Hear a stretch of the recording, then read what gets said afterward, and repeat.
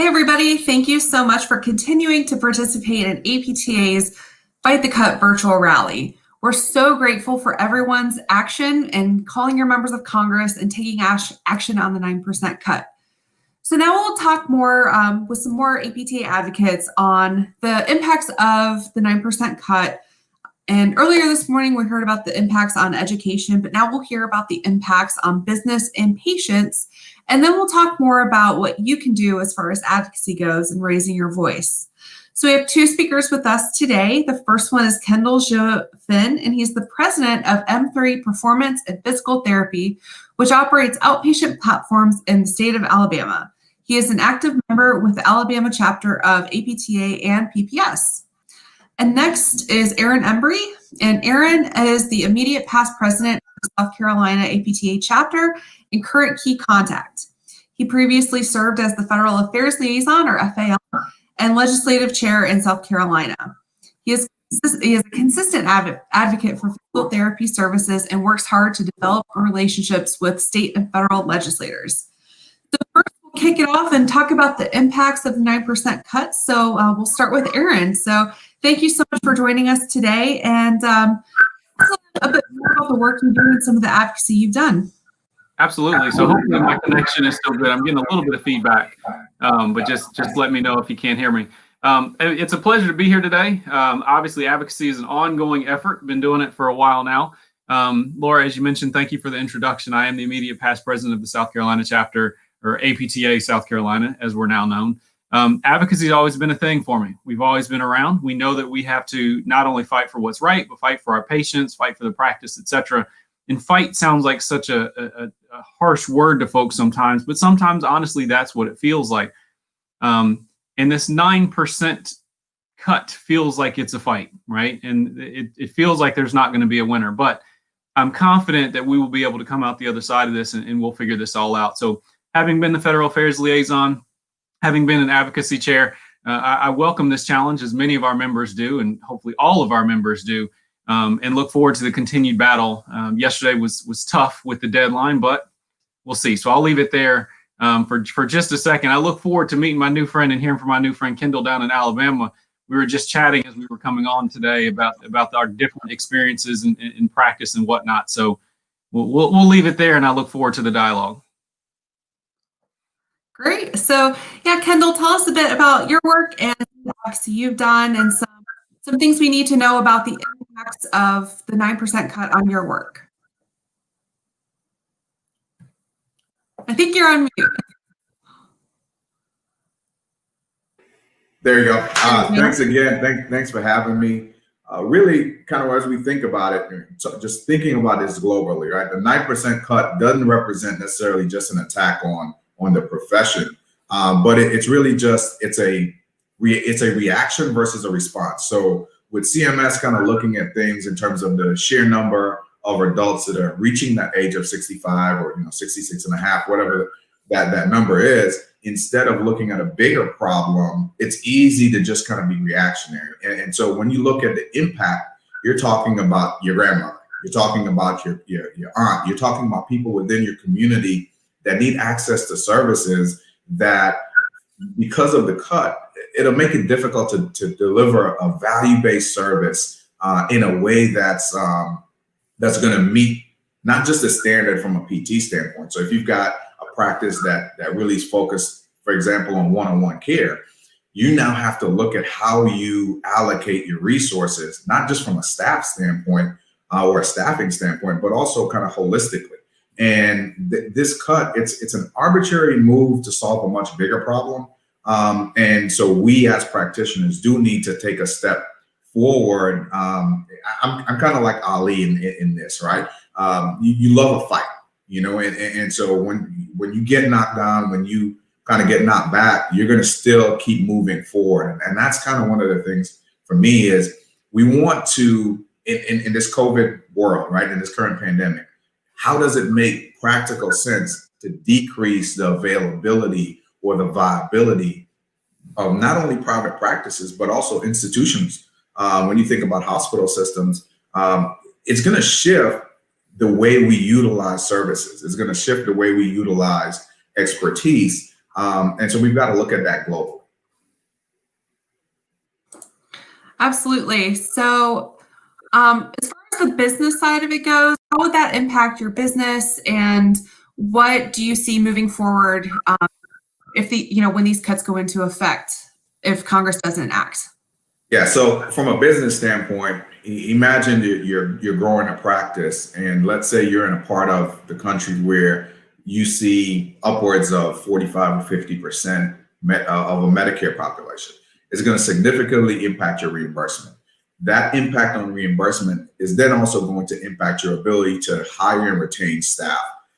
If you're focused on the product, if you're focusing on delivering a high level of care, that's going to impact your practice model. So you may shift from a one-on-one model to a two-on-one model. So instead of you seeing one patient every 45 minutes or every hour, you're now looking at trying to figure out how you can drive in as many bodies into practice at one time. And I think the thing that suffers is really the client. The patient's going to suffer really in that model, because the cost from a business standpoint, the cost will have to be absorbed somehow, and it's going to impact clinical outcomes, but it also impact the view of physical therapy. So how likely is it that people are going to utilize services that they really need if the people delivering services have to maybe cut more corners to deliver those services? Thank you. Yeah. So, we have this bill that we're working on in Congress, and Congress is, quickly, we don't have much time left in this Congress before the end of the year to get this legislation passed. So there are many first-time advocates out there that have never contacted their members of Congress. What would you tell a legislator about the cuts, and what advice would you give to a first-time advocate, Kendall? Man, look, go to YouTube and pull up an old clip of Ali. All right, I've got this picture, and they talk about it. It's like the greatest picture of Ali ever taken, and he's standing over his opponent. He's like, "Get up, sucker! Get up and fight." That's really my advice, is for us to understand that if we look at this globally, if we ignore it, it's going to impact us more further down the road. All right, and now if you think about what it means for your practice now, I don't care if you're in a hospital or a nursing home. I don't care if you're in private practice, or if you're just kind of just doing your thing. You're just trying to get a paycheck. Your paycheck, your quality of life, and the return on the investment of time, all right, and dollars that you spent educating yourself. The return on that investment, for you to realize it, you need to call your senator, call your congressperson. You need to call everyone, email everyone everyone within your circle that has their finger on the pulse of what's happening in Washington, and what's happening at the state level. And you've got to ask the person on the other end of the phone, or the person reading that email, you've got to ask them to show up and fight for you. You've got to ask them to show up and fight for their grandmother. You've got to show up and ask them to fight for that lady that's in a nursing home, or that man that's on a fixed income but really needs PT services. That person that falls into that window where maybe they've had a stroke. And we know when you think about social determinants of health, if you live in an area where access to healthcare is limited, or you are aware of an area where access to healthcare is limited, you've got to urge not just yourself. You've got to get on the phone. You've got to send an email, but you've got to urge everyone you know to do the same thing. You got to take the fight to the people making arbitrary decisions. I couldn't agree more. That is very well said. And I love that. Fight. Earlier today, we heard from Valerie in Indiana, who said decisions are made by those who show up. I think we've got a good set of quotes running here today. So thank you so much, Kendall. We really appreciate your perspective and for sharing your story with us.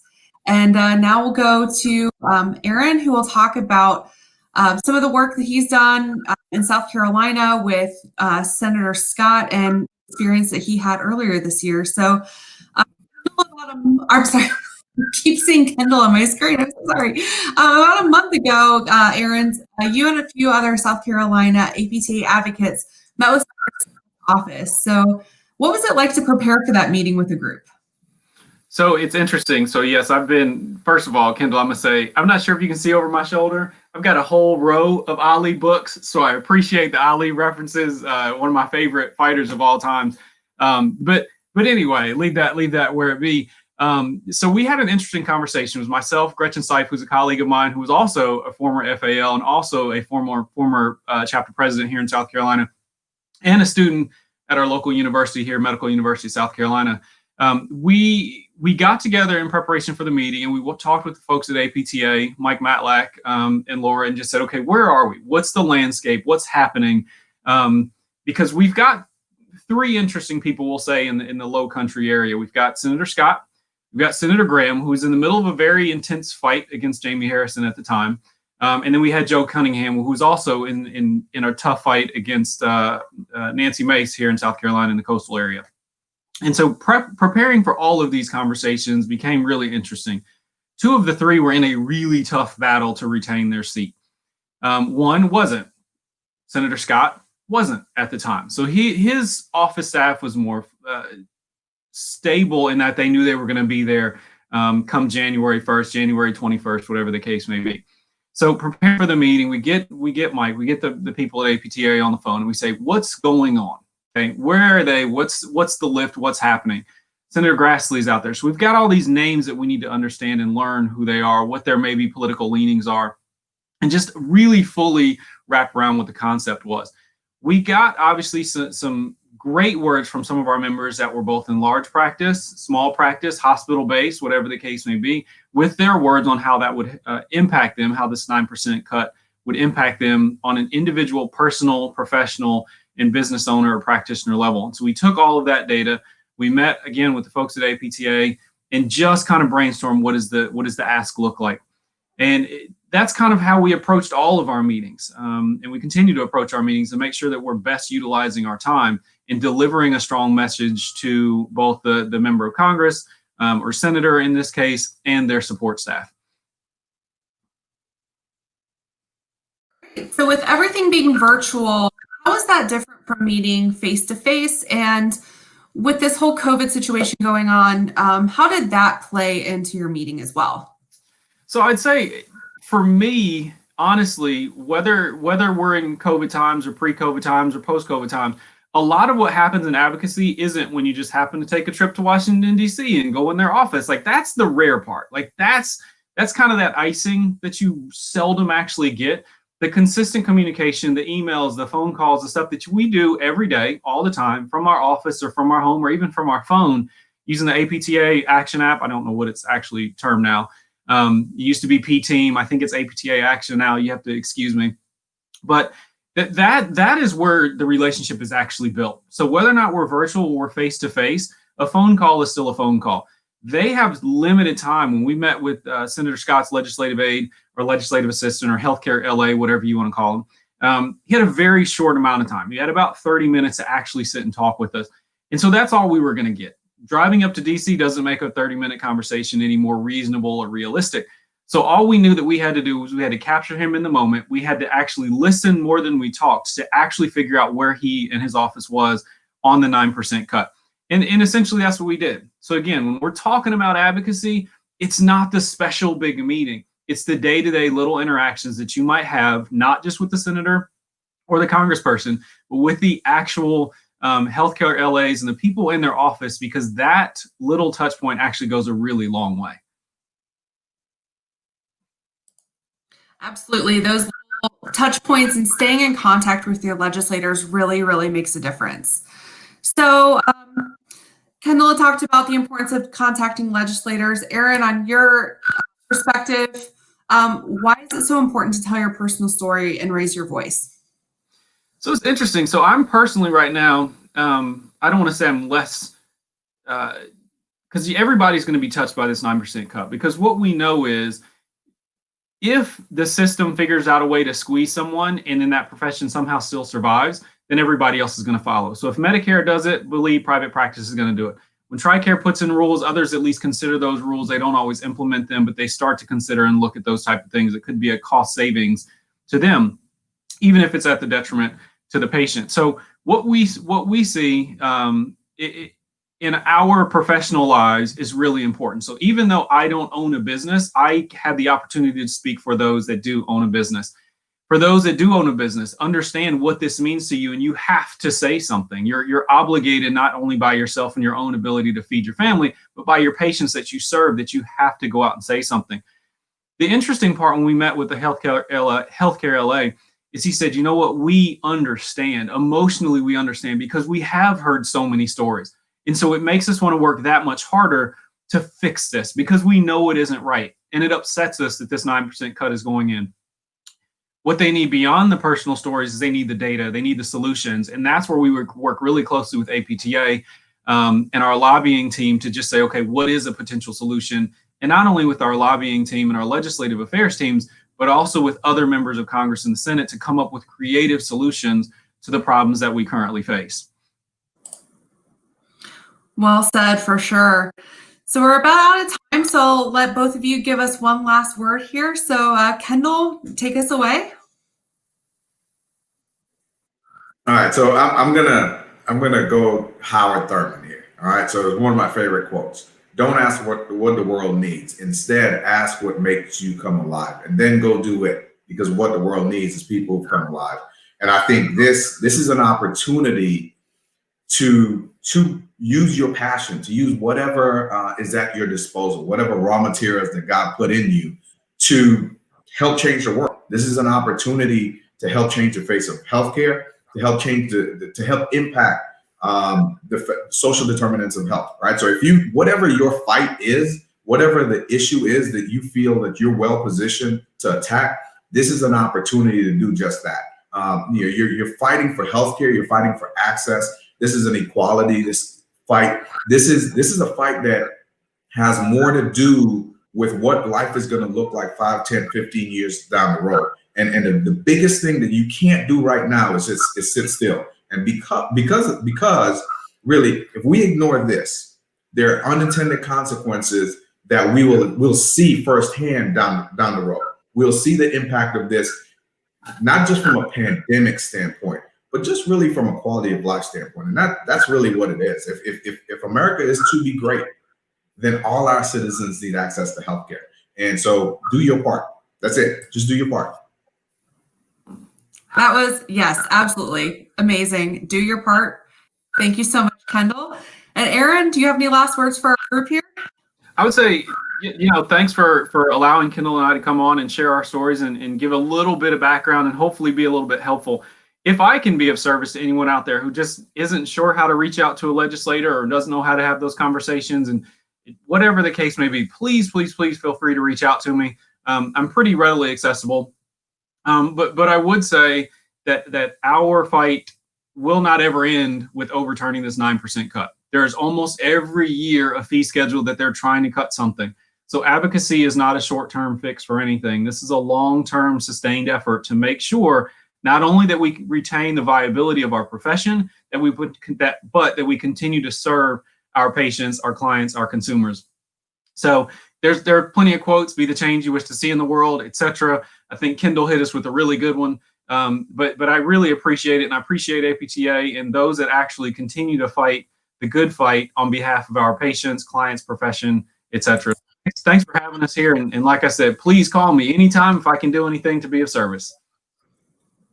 Great. Well, thank you so much both for giving your time to being here with us today and for sharing your perspectives and your stories. It's been amazing. And, let's get up and fight. Pick up your phone right now and call your members of Congress. On our Patient Action Center, there's a call script. So, when you click that little phone icon, your numbers for your members of Congress will drop down, and then your call script will be right there. You can amend it as you see fit, but it gives you the top line things that you need to mention on that phone call. So it just takes a few minutes to make your phone calls, and it makes all the difference in the world. Additionally, on the Patient Action Center, you can also give feedback on what happened during your call. So if you left a voicemail, if you actually talked to somebody, and again, leaving a voicemail is perfectly okay, especially for Senate offices that represent the entire state. It's likely that you will get a voicemail. So still leave that voicemail, still leave your contact information. It's very crucial that they still hear from you. So don't let that discourage you, because it really is a normal thing that we work with all the time. If you're on Instagram, be sure to check out the APTA page where I've been taking over the stories feature on the APTA account. So that will give you more insight on the work we do, on some of the work that I do, and some tips and tricks on advocacy and how to take action. So thank you both again for joining us. Thank you all out there for joining us. We really appreciate you taking the time to be here today and appreciate you raising your voice.